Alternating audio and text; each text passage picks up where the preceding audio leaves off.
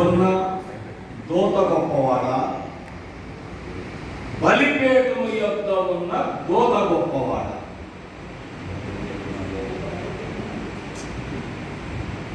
దూతలాగా సంఘం చెప్పాలి, ప్రసంగికి వద్దే కానీ పరలోకములో ఉన్న పరలోకములో ఉన్న దూత గొప్పవాడా, బలిపీఠము దగ్గర వాక్యము చెప్పుచున్న దూత గొప్పవాడు?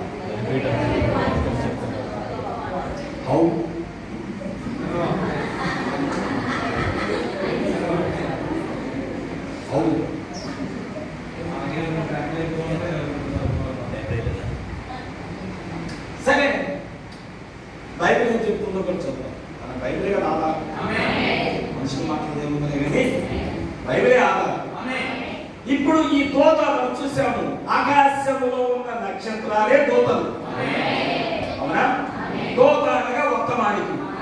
ప్రవక్త ఏమన్నాడంటే, ఎవరికి ఎక్కువ అధికారం ఇవ్వబడి ఉంది? పరలోకపు దూతగా, ప్రసంగ వేదిక వద్ద ఉన్న దూతగా ఎవరికి ఎక్కువ అధికారం కలిగి ఉన్నది అని ప్రవక్త మాట్లాడుతూ ఆయన ఏమంటున్నాడంటే, అసలు దూత అనగా వర్తమానికుడు.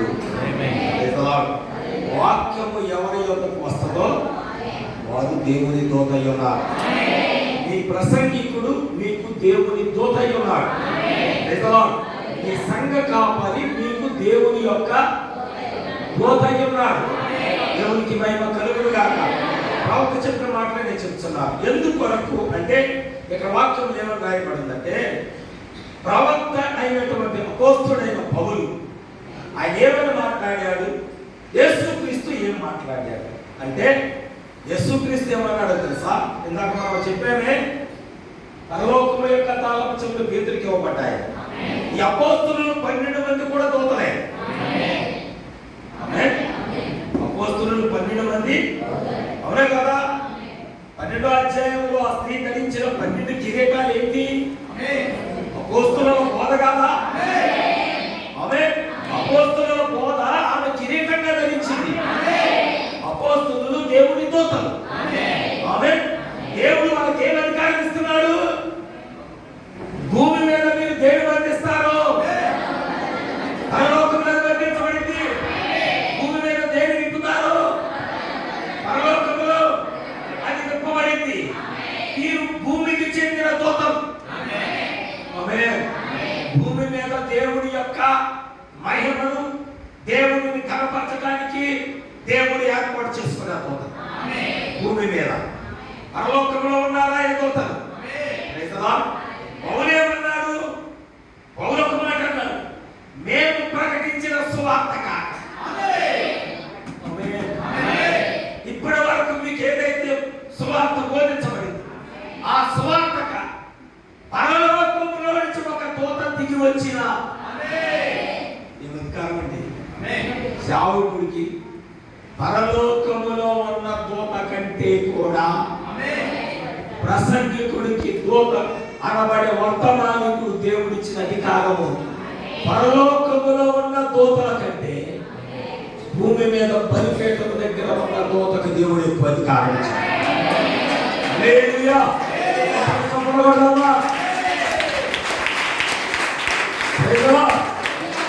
రెండవది, భూమి మీద ఉన్న దేవుని దూతలైన సంఘము కూడా, ఈ మాట వినండి, భూమి మీద ఉన్న దేవుని దూతలైన సంఘానికి కూడా దేవుడు అదే అధికారం ఇచ్చాడు. దేవుడు సేవకుడికే కాదు, సంఘానికి కూడా దేవుడు అదే అధికారం ఇచ్చాడంట. అంటే ఈరోజు గుర్తించాలి, నీకు ఇవ్వబడిన అధికారము పరలోకములో ఉన్న ఒక దూత కంటే ఎక్కువ అధికారము నాకు ఇవ్వబడింది. అన్నాడు, నువ్వు ఇది నమ్మితే నువ్వు కోరుకున్న ప్రతి ఆశీర్వాదం నీ ఇంటికి నువ్వంట చిన్నదానికి భయపడతావు, పెద్దదానికి భయపడతా ఉంటావు, సోదరులాగా కొనికిపోతా ఉంటావంట. నీవంట నమ్మట్లేదంట దేవుడు నాకు అధికారం ఇచ్చాడు అంటే నువ్వు దేవుని యొక్క వాక్యముతో, దేవుని నిబంధనతో, దేవుని ప్రత్యక్షతతో నీవు నిలబడలేకపోతున్నావంట. అందుకని అందుకని దేవుని కార్యాలను చూడలేకపోతున్నాం. కానీ నువ్వు ఎప్పుడైతే నేను పరలోకానికి చెందిన వ్యక్తిని, నేను దేవుని నక్షత్రాన్ని, అన్నీ వస్తున్నా దేవుని నక్షత్రాన్ని, ఆయన సర్వలోకములకు వెళ్ళి స్వార్థ ప్రకటించబడి నాకు అధికారం ఇచ్చాడు. ఆయన నాకు దేవుని అధికారం ఉంది, పరలోకం యొక్క అధికారం ఉంది. ఆయన వెళ్ళి భూమి కిందకి వెళ్ళి ఆయన ఏం చేశాడు? పాతాళం మీద అధికారం తీసుకున్నాడు, మరణం మీద అధికారం తీసుకున్నాడు, పరదేశికి వెళ్ళి పరదేశంలో అధికారం తీసుకున్నాడు, పరలోకంలో వెళ్ళి దూతల మీద అధికారం తీసుకున్నాడు యేసయ్య. అవునా? అవునా? మనం కూడా ఎలాంటి అధికారం ఇస్తున్నాడంటే దుష్టుడి మీద, రోగం మీద, సైతాన్ మీద, చీకటి మీద, శోధన మీద, బంధకాల మీద, ప్రతి దాని మీద నీకు అధికారం ఇస్తున్నాడు.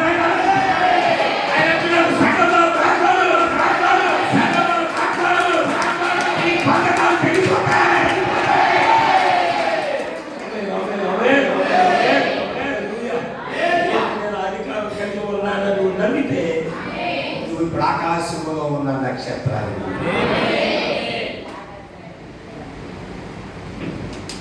ఆకాశంలో ఉన్న నక్షత్రాలు, ఆ ఎర్రని గంటసర్పం దానికి ఏమొచ్చిందో తెలియదు కానీ అది తోకతో అంటే 60% నక్షత్రాలని, దానికి ఎందుకు ఆ కోపం?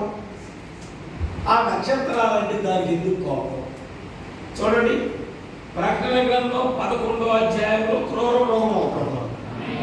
ప్రకటన గ్రంథం 12వ అధ్యాయంలో ఎర్రని ఘటసర్పం ఉంటుంది. ప్రకటన గ్రంథం 13వ అధ్యాయంలో 10 కొమ్ములు కలిగిన క్రూర మృగం ఉంది. ఆమె 11వ అధ్యాయంలో కొమ్ములు లేవు దానికి. 12వ అధ్యాయంలో అదే ఎర్రని ఘటసర్పం వారి తోక పెట్టుకుంది. 13వ అధ్యాయంలోకి వచ్చేసరికి దానికి అధికారం వచ్చింది.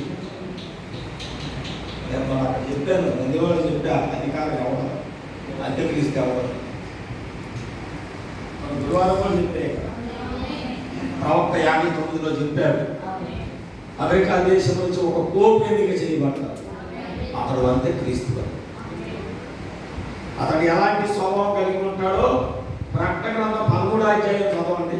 ఇప్పుడు వచ్చిన పోపు ఎలా ఉంటాడో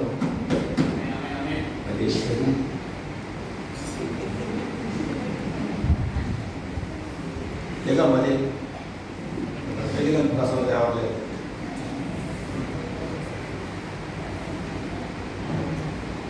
అమ్మా లేచావా? హల్లెలూయా, హల్లెలూయా. ఈ ఎర్రని ఘటసర్పానికి ఆకాశంలో ఉన్న నక్షత్రాల మీద ఎందుకు కోపం వచ్చిందో తెలుసా? ఒక్కసారి మనం ఆదికాండంలో పరిగాడు ముగిస్తా. నేను ఆదికాండంలో ఉన్న ఆదికాండం వచ్చారా? 15వ అధ్యాయంలో వస్తామా? 5వ వచనం చదువుతారా? ఆయన వెలుపలకి అతన్ని తీసుకొని వచ్చి, నువ్వు ఆకాశం వైపు తేరి చూసి నక్షత్రాలను లెక్కించడానికి నీ చేతనైతే లెక్కించమని చెప్పాను. చాలు. ఇప్పుడు అర్థమైందా? వెలిగినప్పుడు వెలిగిందా? ఘటసర్పానికి ఆకాశంలో ఉన్న నక్షత్రాలంటే ఎందుకు కోపం వచ్చిందో అర్థమైందా? అబ్రహాము సంతానము దేవుడు అబ్రహామును బయటికి తీసుకొచ్చి పైకి చూడు అన్నాడు. చూస్తే ఆకాశంలో నక్షత్రాలు కనబడుతుంది. నీ సంతానం అలా ఉంటుందని చెప్పి ఆ మాట చెబుతుండగానే ప్రవక్త చెబుతున్నాడు, అక్కడ ఒక ప్రకాశించుతున్న ఒక వేకువ చుక్క ఒకటి ఉన్నది. ఆ చుక్కల్లోనే ఒక వేకువ చుక్క ఉన్నది. ఆ వేకువ చుక్క ఎవరో కాదు, ఆయన ప్రభువైన యేసు.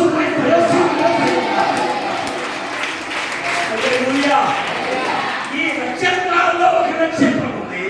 ఆ నక్షత్రం ప్రభువైన యేసుక్రీస్తు. ఆ నక్షత్రాలతో ఆదిన ముందు ఆయనతో కలిసి ఉన్న నక్షత్రాలని దేవుని నక్షత్రాలే. ఆమేన్.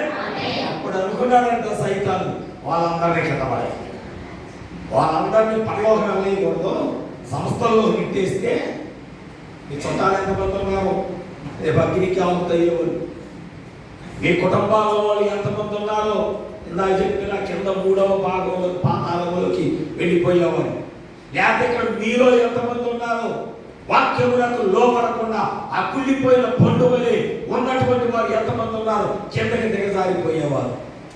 ఆ పడిపోయిన తోటల్లో ఎవరున్నారో ఇక్కడ, అవిధేయత కలిగిన వారు ఎంతమంది ఉన్నారో ఇక్కడ. మీ స్థానం పై కాదు, మీ స్థానం కిందకి. అందుకే ఆయన చెప్పాడంట, ఆ నక్షత్రాలలో అన్ని నీ సంతానం వలె నిజమా. ఆ నక్షత్రాలు ఎవరో కాదు అబ్రహామా, అది నీ సంతానమే. ఆమేన్. అనగానే ఒక రోజునంట ఆ నక్షత్రం భూమి మీదకి వచ్చిందంట. యేసు ప్రభు పుట్టగానే ఒక నక్షత్రం వచ్చిందంట భూమి మీద. హల్లెలూయా.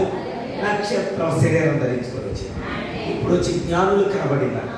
ఓ వాళ్ళు వచ్చి ఏడో దగ్గరికి వచ్చేమంటారు, తూర్పున మేము ఒక నక్షత్రాన్ని చూసాము, తూర్పున మేము ఒక నక్షత్రాన్ని చూసాము, ఆ నక్షత్రాన్ని వెంబడించి ఇక్కడ దాకా వచ్చాము.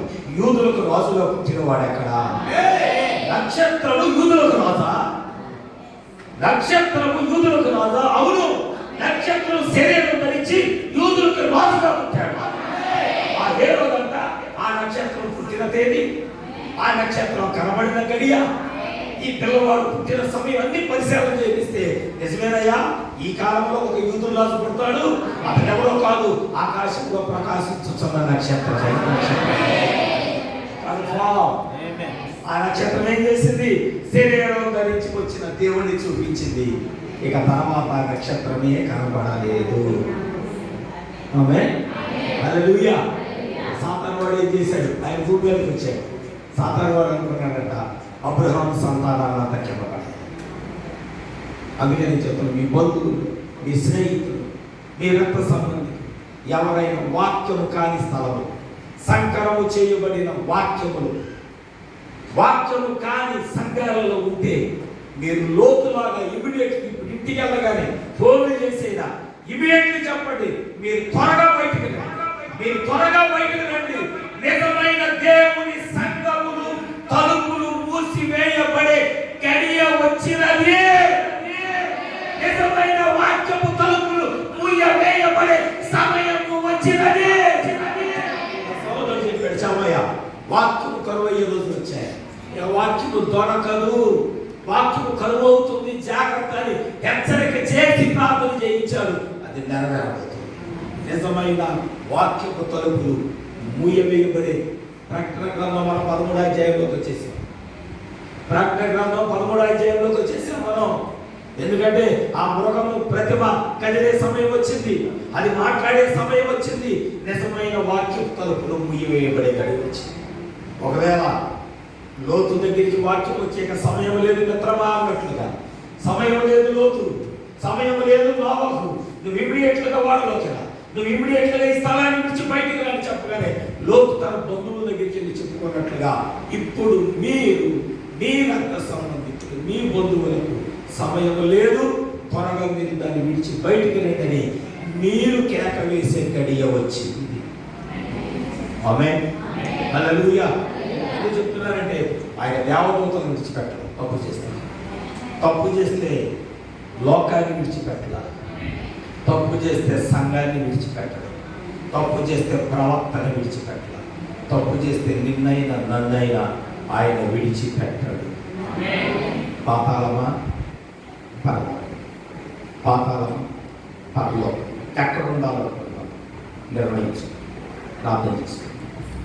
దేవుడి వాక్యాన్ని తీర్చి